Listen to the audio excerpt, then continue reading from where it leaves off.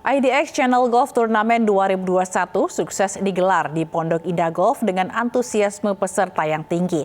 Sebanyak 144 peserta mengikuti ajang tersebut untuk bersilaturahmi dan memperebutkan hadiah menarik yang disponsori oleh para emiten, perusahaan swasta, juga BUMN.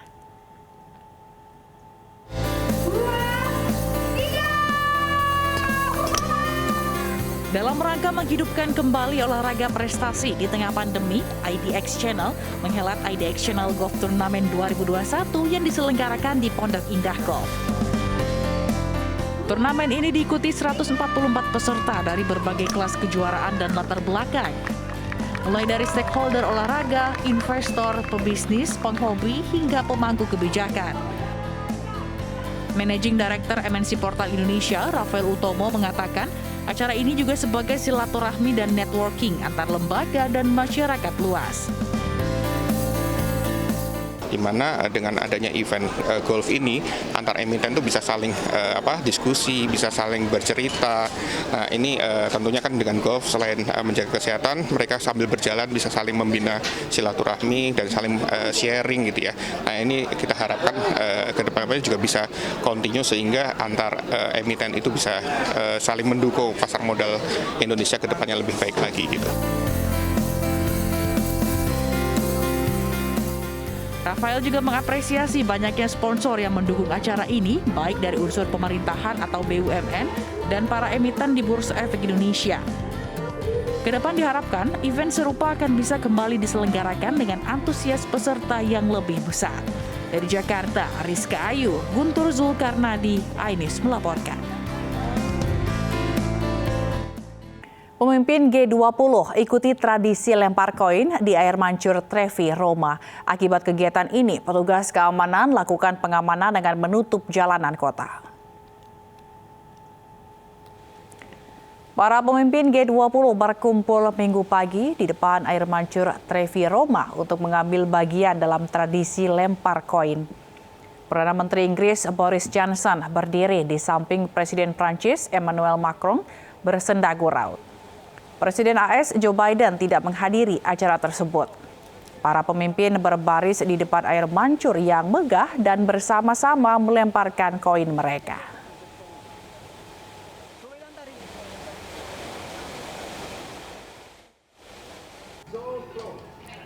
Sementara itu, pusat kota Roma yang biasanya ramai itu sepi pada Minggu pagi dengan hanya personel keamanan, polisi, dan beberapa turis yang kecewa berjalan di jalanan. Pusat kota bebas dari lalu lintas mobil dan pejalan kaki untuk memungkinkan para pemimpin negara-negara G20 mengunjungi air mancur Trevi. Turis diberitahu bahwa tempat itu ditutup sementara dan disarankan untuk pindah. Sebuah legenda di Roma adalah bahwa jika seorang melempar koin ke air mancur Trevi, mereka pasti akan kembali. There is not very much difficulties. I really understand that our government did the best to make the less difficult for the citizens to live in Rome in these 2 days. So we accept that. Specialmente per noi turisti che stiamo qua 2 giorni, insomma, non è una cosa molto bella. Ecco, tutto qua. Sejumlah agenda mewarnai KTT negara-negara G20 di Roma. Indonesia serta Amerika Serikat mendukung sejumlah agenda, diantaranya kesigapan mengatasi pandemi masa depan serta perjanjian pajak korporasi minimum 15%. Selengkapnya akan dilaporkan Kepala Biro Gedung Putih VOA, Patsy Widakuswara dari KTT G20 di Roma.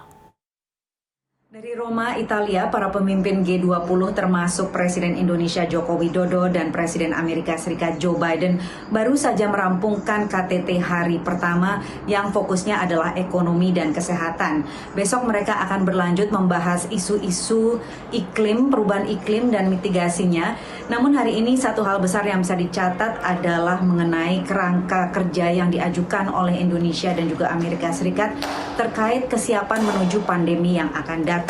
Tanggal 25 Oktober yang lalu, Menteri Keuangan Amerika Serikat Janet Yellen dan juga Menteri Keuangan Indonesia Sri Mulyani mengirimkan surat kepada para kolega mereka menggalang kerjasama untuk agar lebih siap menuju pandemi di masa depan. Hal lain yang juga bisa dicatat dari KTT G20 hari pertama ini adalah kesepakatan para pemimpin G20 untuk mendukung perjanjian Global Minimum Tax. Ini adalah di mana para negara-negara, 136 negara, di mana para negara-negara sepakat agar pajak yang dikenakan kepada perusahaan-perusahaan besar di seluruh dunia itu tidak kurang dari 15% dan juga agar perusahaan-perusahaan besar di seluruh dunia itu dikenai pajak di mana mereka beroperasi, bukan hanya tempat kantor pusatnya saja. Selain itu, Presiden Jokowi dan juga Presiden Joe Biden juga mengikuti acara sampingan di KTT G20 ini yang terkait dengan UKM dan juga perempuan.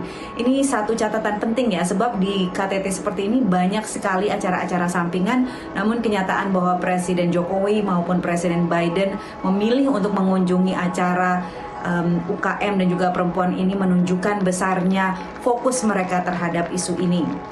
Esok pada KTT hari kedua fokusnya akan beralih ke isu perubahan iklim menjelang KTT berikutnya yaitu COP26 di Glasgow, Scotland. Ini adalah KTT iklim PBB yang akan berlangsung pada hari Senin dan Selasa. Dari Roma, Italia, saya Patsy Widakuswara, VOA News. Amerika Serikat terbangkan pesawat pengebom strategisnya ke langit Timur Tengah. Pembom B-1B Lancer seolah menjadi pesan khusus dari Presiden AS Joe Biden.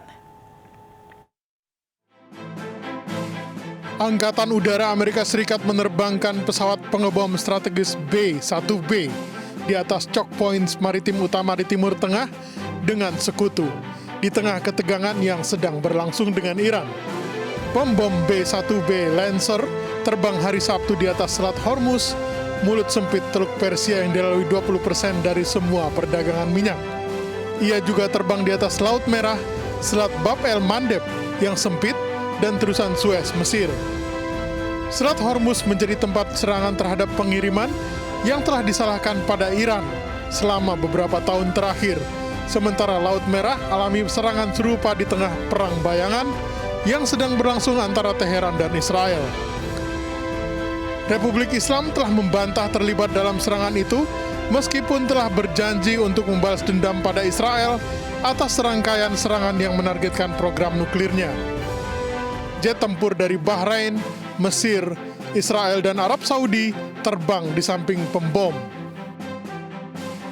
Biden mengirim pesawat pengebom B-1B ke wilayah tersebut, memungkinkan dia untuk mengirim pesan jaminan yang jelas kepada sekutu regional. B-1B berasal dari skuadron bom ke-37 yang berbasis di pangkalan Angkatan Udara Ellsworth di South Dakota.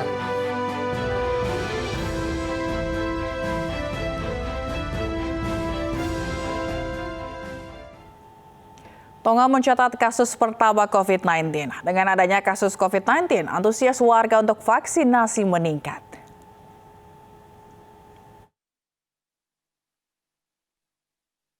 Tonga mencatatkan kasus COVID-19 pertamanya pada hari Rabu. Menurut media lokal, orang tersebut bekerja di luar negeri sebagai misionaris, telah divaksinasi lengkap, dan sejauh ini tidak menunjukkan gejala. I am very worried, especially for my children, for their safety.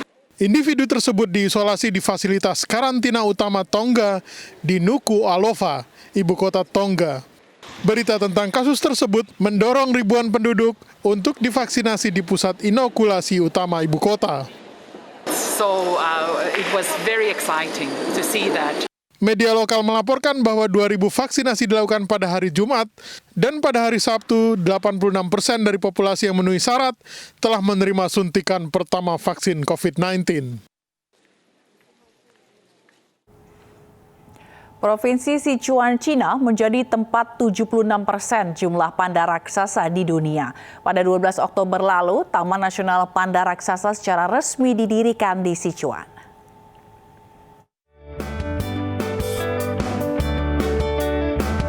Provinsi Sichuan di Cina Barat Daya memiliki 1.935 ekor panda raksasa sejauh ini, mengambil lebih dari 76% dari total jumlah panda raksasa di seluruh dunia.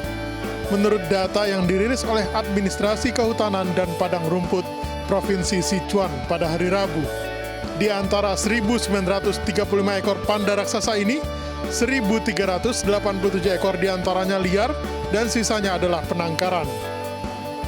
Dalam beberapa tahun terakhir, Sichuan telah melakukan serangkaian proyek restorasi ekologi dan mendirikan cagar alam yang telah meningkatkan habitat panda raksasa secara signifikan.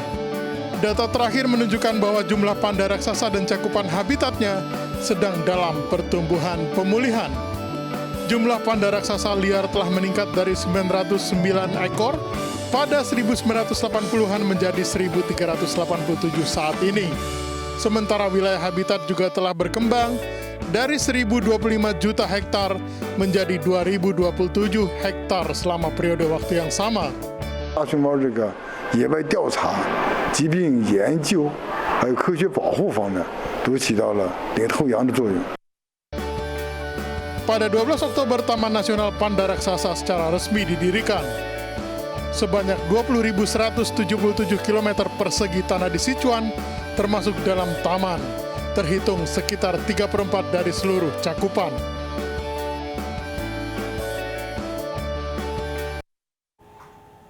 Pemirsa, untuk mencegah penularan COVID-19 selalu pakai masker dan cepatlah vaksin. Masker terbukti menekan resiko penularan hingga 80%. Vaksinasi meminimalisir resiko kematian hingga 73%. Untuk itu ayo pakai masker dan ayo cepat vaksin. Masker dan vaksin adalah dua sejoli pasangan serasi masa pandemi menjaga kita tetap sehat dan bahagia. Akhirnya saya Fazila Karunisap, terima kasih, selamat pagi dan sampai jumpa.